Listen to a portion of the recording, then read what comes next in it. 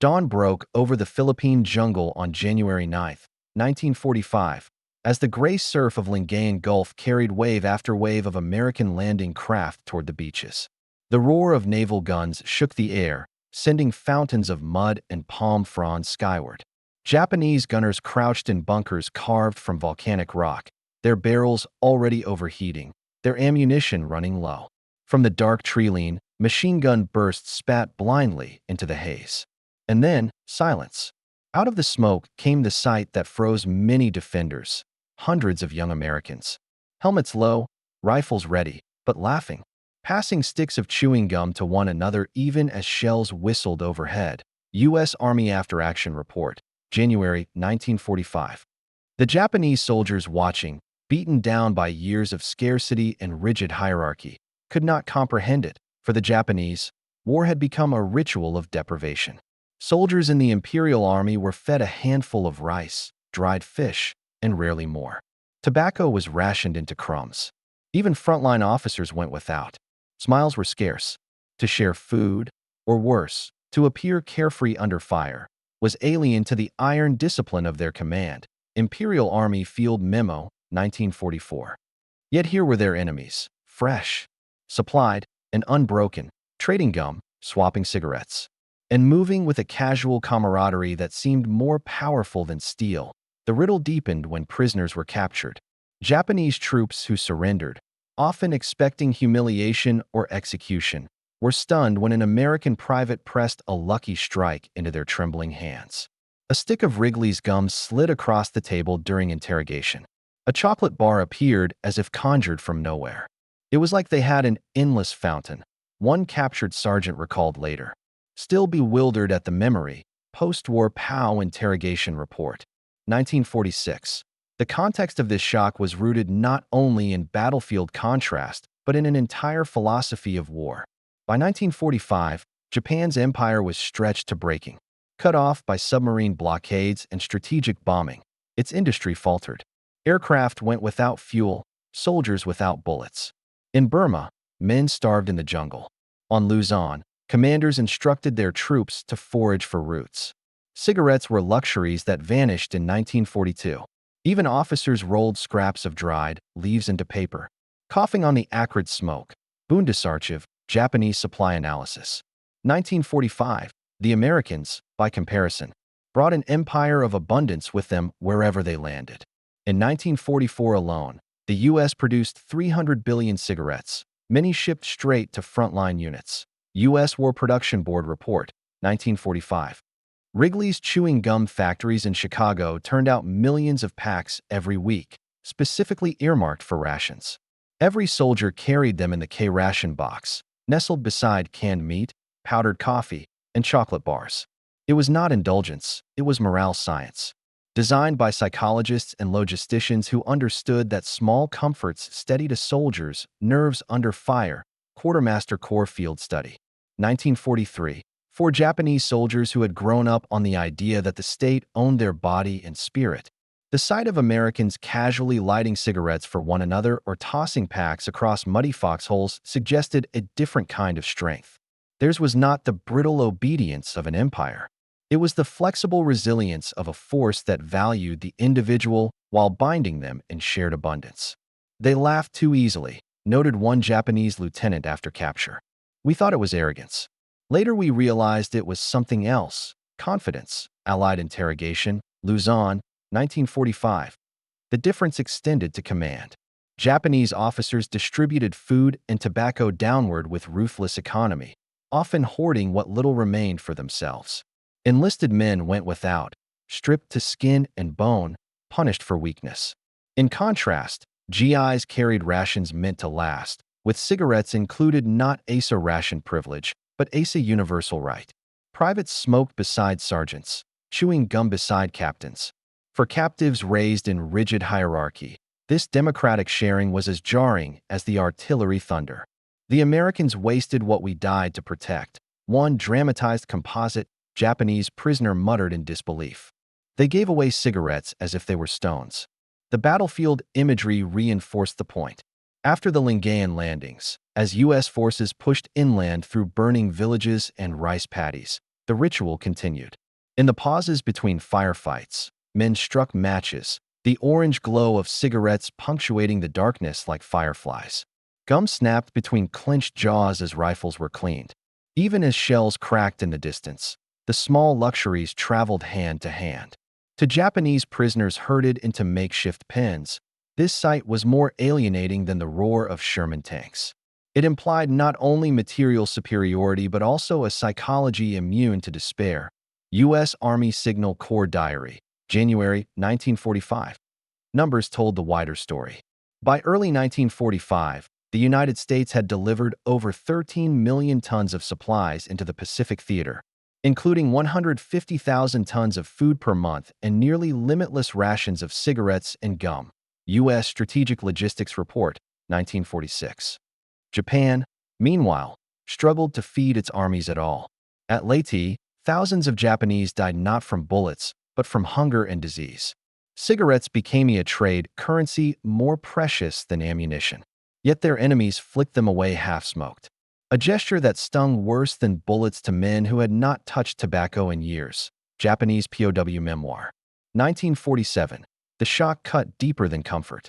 For many captured Japanese, the moment an American soldier extended gum or lit a cigarette was the first fracture in the myth of invincibility. Propaganda had taught them the Americans were brutal, inhuman machines of destruction. Instead, they found men who fought ferociously, then paused to offer kindness, small, unthinkable kindness. One prisoner later admitted, "It was more terrifying than cruelty. It showed us they could afford mercy." Post-war interrogation, Yokohama, 1946. By war's end, this small gesture would echo in countless reports. Veterans remembered faces of gaunt prisoners breaking into tears at the sight of a chocolate bar or clutching a stick of gum as if it were treasure. Historians later noted that these small exchanges, insignificant in the grand theater of tanks and bombers, carried immense psychological weight. U.S. Army Psychological Warfare Division Report, 1945. The gum and cigarettes were more than foodstuffs. They were symbols of an empire that could feed, comfort, and sustain millions across oceans. But beneath that symbol lay a hidden truth, one invisible to the men receiving the gifts. For every cigarette flicked casually into the mud, for every stick of gum tucked into a ration box, there existed an entire machinery of production, logistics, and invention that made it possible. The Japanese prisoners could not know the scale, the engineers, the factories, or the quiet revolution in supply science that fueled this abundance. They only saw the result, the story of how chewing gum and cigarettes became weapons of morale, of how America's industrial might turned luxuries into frontline essentials, lay just beneath the smoke. And in the coming battles, that unseen advantage would shape not only survival but strategy itself. The question that haunted captured Japanese soldiers would soon be answered. How could a nation fight a world war while handing out gum as if it grew on trees? The answer would emerge in the secret advantage of American logistics, a system so vast, so intricate, that it rewrote the very definition of strength in modern war. In the hidden corridors of American war planning, the secret was never just firepower. It was logistics, the invisible arteries of an army stretched across oceans. Cigarettes and chewing gum may have seemed trivial, but they were the product of a system so vast that it could bend the rules of war. By 1944, the United States had mobilized factories, railroads, ports, and shipping lanes into a single synchronized machine. To the Japanese soldier clutching his first American cigarette in disbelief, this was unknowable. But to the engineers and planners in Washington, it was the design all along. U.S. War Department Supply Memorandum, 1944. The inclusion of gum and cigarettes in rations was deliberate, calculated to bolster morale. A single K ration weighed just over 32 ounces, yet inside it carried a world of comfort. A small packet of Wrigley's spearmint or juicy fruit, 2 to 4 cigarettes, Lucky Strike, Camel, or Chesterfield, and a piece of chocolate were as important as canned meat or biscuits. Psychologists advised the Quartermaster Corps that these pleasure items gave soldiers the illusion of normal life. A tether to home even in the mud of the Ardennes or the jungles of Luzon. Quartermaster Corps Manual, 1943.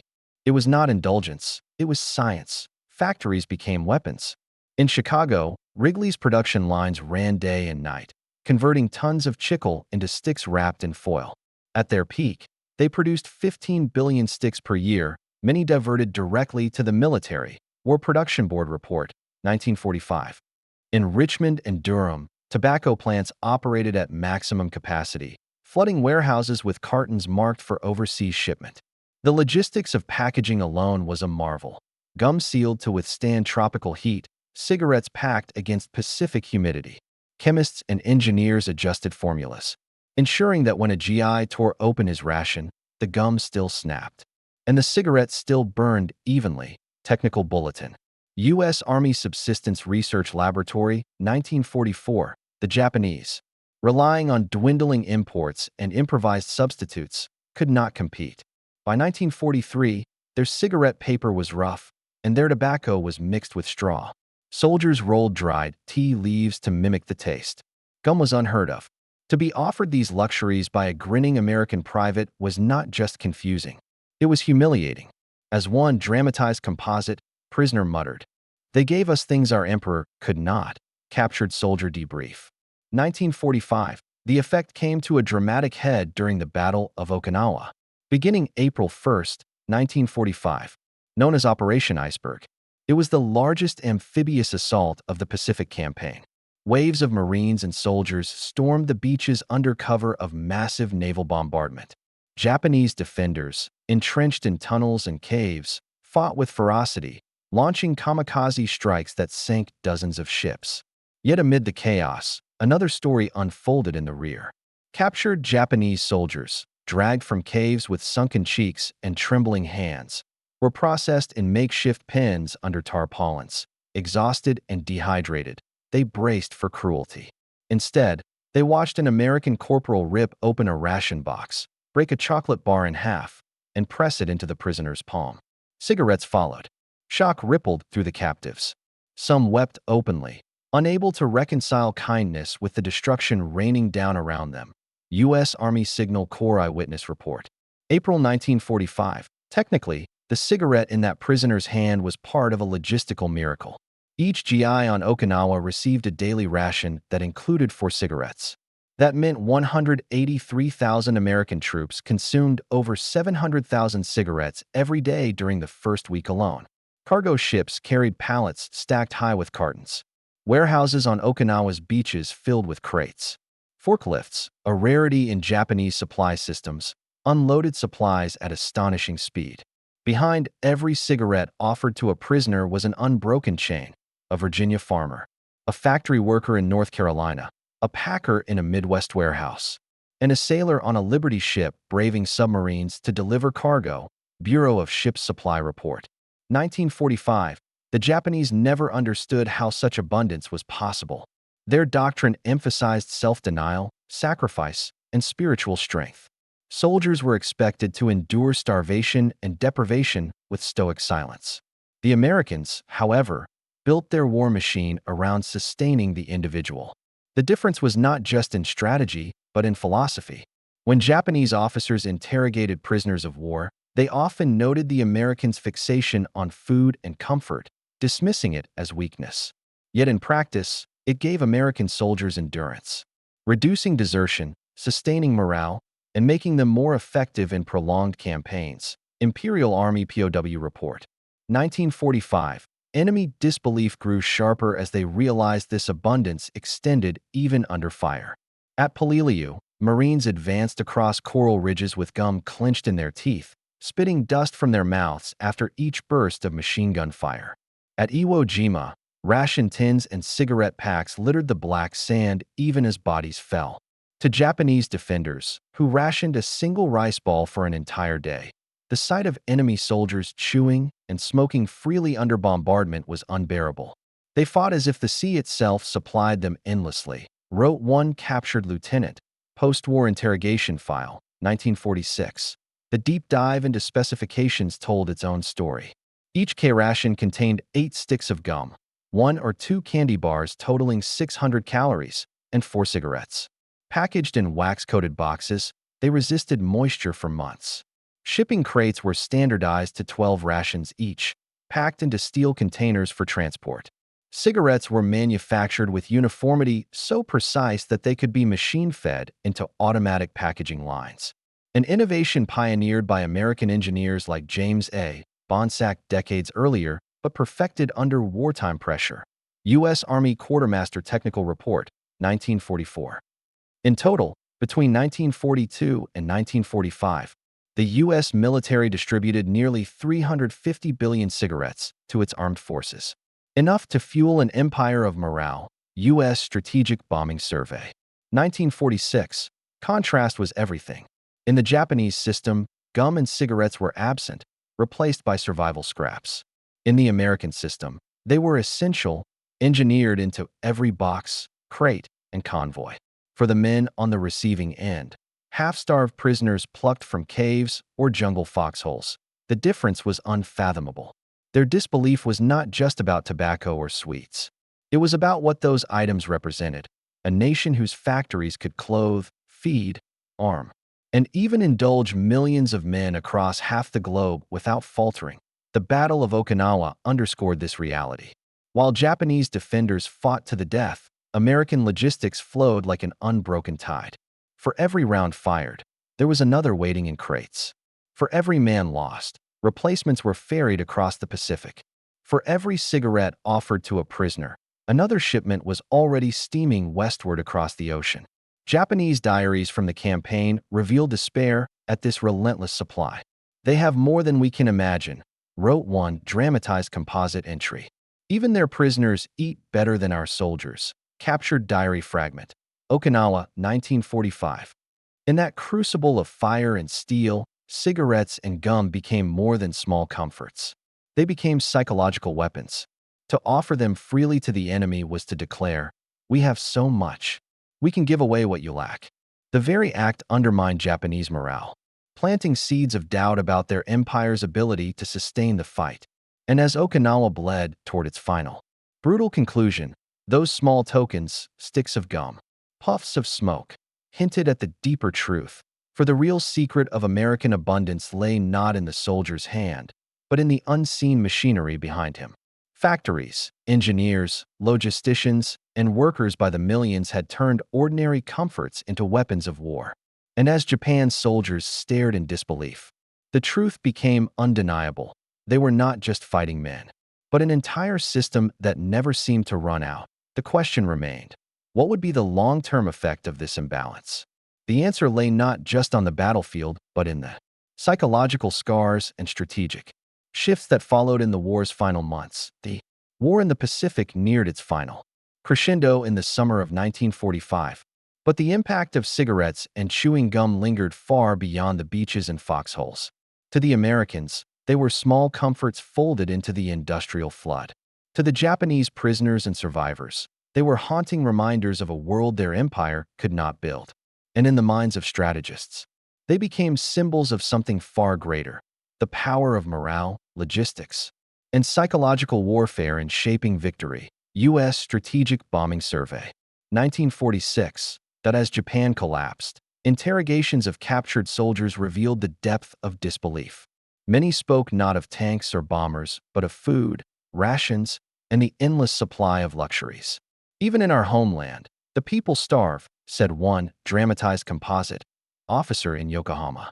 "But your soldiers, they gave cigarettes as if they had no value. This destroyed our faith." Their words echoed through reports compiled by Allied intelligence, showing that the smallest gestures of abundance carried disproportionate weight in eroding Japanese morale. Interrogation file. Yokohama, September 1945. This abundance was no accident. Behind the front lines stood the American production miracle, fueled by the engineers, inventors, and workers who built the supply chains of modern war.